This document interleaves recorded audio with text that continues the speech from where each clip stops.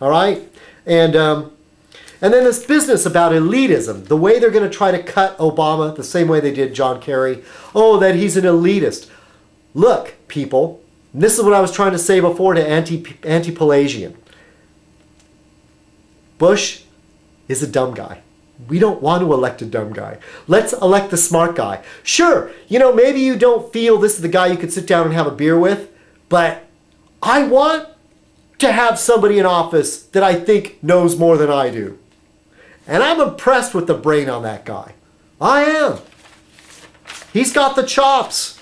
He's not some poser intellectual.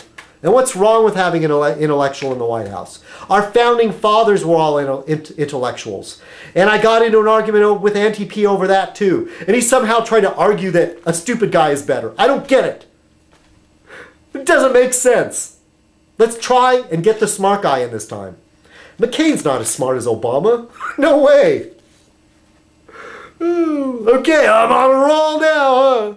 All right, and then and this tradition in America of anti-intellectualism. Google it. Google anti-intellectualism, and you'll find a great article on Wikipedia. That this is a tradition that goes way back on both the right and the left, and it's the idea that people on the right, conservatives, are all like, oh, I'm a farmer. I can't trust some guy with a bunch of book learning. They're up there in the ivory tower. What? They don't know what it's like to be a real, out there in the soil, salt of the earth. And then on the left, the hippies and people like me, who I call myself a proletariat artist. Yes, even me on the left have this thing that I put up to the working man, that somehow the working man is superior to some guy locked away in an ivory tower. But I try to keep a foot in both worlds because, yes, I'm a blue collar, I'm a working class person. But I do have respect for intellectual thought. And I do have some concept of the wrangling that goes on between counter ideas. And that's how we arrive at some real truth. That there has to be some deep thinking about it. And all of it, theology, philosophy, arts, science, all of it. It all carries some merit. And to people that dismiss the artists and dismiss the scientists, America, we need to start embracing our artists and our scientists. These scientists feel like they need to put the wagons in a circle. If they're asking for a Bill of Rights, there's something frigging wrong. That's not the nation that put a man on the moon. Bush and those religious zealots are so anti-science, it's scary. And if you've been following the news, you'll know what I'm talking about. The creationists writing, the history of the Grand Canyon, trying to put their version up. Oh, this is how the Grand Canyon was formed. Oh yeah, the idea that the Earth is only like 6,000 years old. It's bullshit. Any thinking person can just look at that and go, these people aren't real scientists. That's like that petition of scientists that disagree with global warming. I did a random search. One of them was a creationist. He worked for a creationist foundation. It's just bullshit. Get ready, folks. This is completely off topic, but it has to do with communication.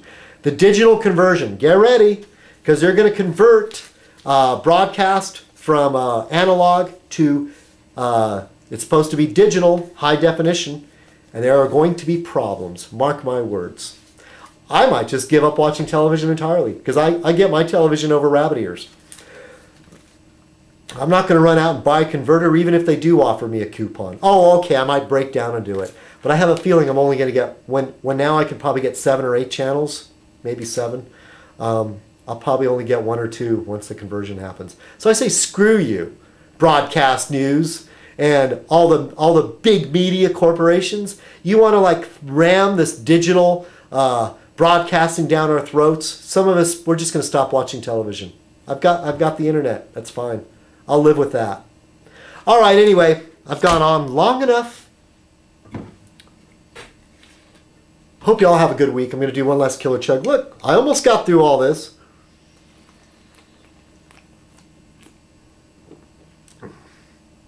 Almost. It's a little bit, one more chug. I try to chug this, I'll puke. All right, folks. Let's go out on a good note. What's a good note? I don't have one. But all of you have a really good week. And thank you, those who sub to me. Look, when YouTube does this thing where they don't scramble my sub list, hey, I'll be able to go back to my old routine and welcome each and every one of you, one at a time, to the citizenkong experience. You know what? I feel the love sometime on YouTube. I really do. I do feel the love. I've got buzz. I'm all sentimental. But there's some of you out there when I was feeling down that really stepped up and said, hey, hope you're doing better. Okay? And I appreciate that. And it's good therapy for me in a strange way, but YouTube can kind of be a drug. I feel like I'm like constantly checking my email and going, I'm falling behind. And it shouldn't be that way. Like the coffee dude. And I watched Ella's video. And Whiskey Man, Sometimes we can't take it too seriously, even though there's some serious shit going on. Oh well, try not to think too much. All right, this is citizenkong. Have a great week. I'll catch up on the comments. Okay, I will. And I'll start sending out Fezes. But we know who's getting a Fez first. Lisa and Frank of the Mountains Kid. All right, citizenkong. Have a great week. Cheers.